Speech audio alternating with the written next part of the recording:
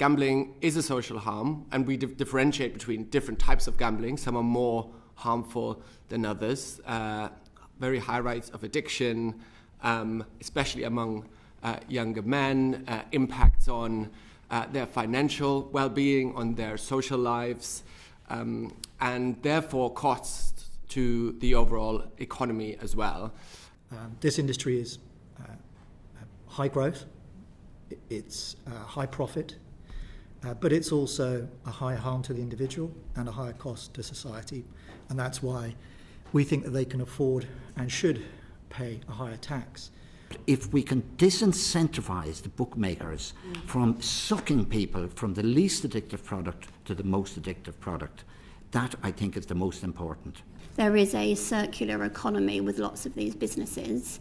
They will be reinvesting money that they make in one part of their business into another. And so if we see any additional further tax increases on any part of the sector, it is likely to have an effect on the retail side of the businesses, which obviously employ lots of people in your constituency and other members' constituencies.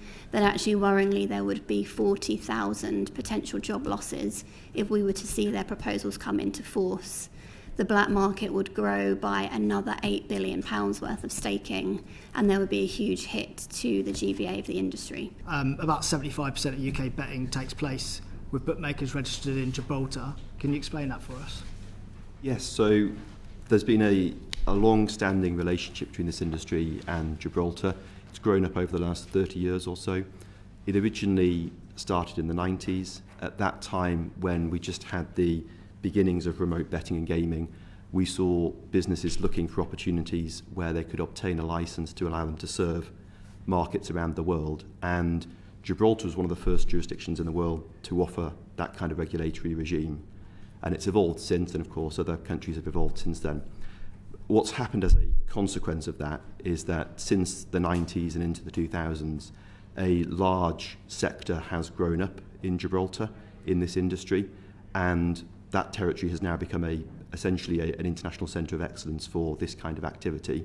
I think it's also just worth saying in relation to Gibraltar, as you'll no doubt be aware, that businesses in Gibraltar and other places outside the UK, as long as they are regulated businesses and UK licensed, and those businesses in Gibraltar are of course dual licensed between Gibraltar and the UK, they all pay UK taxes, so they all pay UK gambling taxes, and that's a situation we've had for over 10 years. And the most important thing is that we ensure that businesses remain in that licensed, regulated sector where they do contribute to the UK Exchequer. So they're in Gibraltar because of historic relationship and it being a centre of excellence.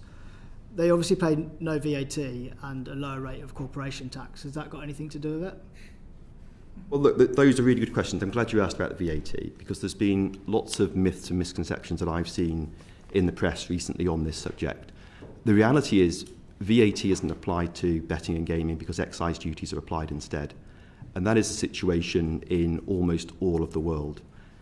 With respect to corporation tax, look, the businesses in this industry do have operations all over the world. What we tend to find, because the UK has been a global success story in terms of betting and gaming, is that we have lots of businesses headquartered in the UK, paying UK corporation tax, but also having operations in a number of other jurisdictions, like Gibraltar, where they will pay local corporation tax in those places.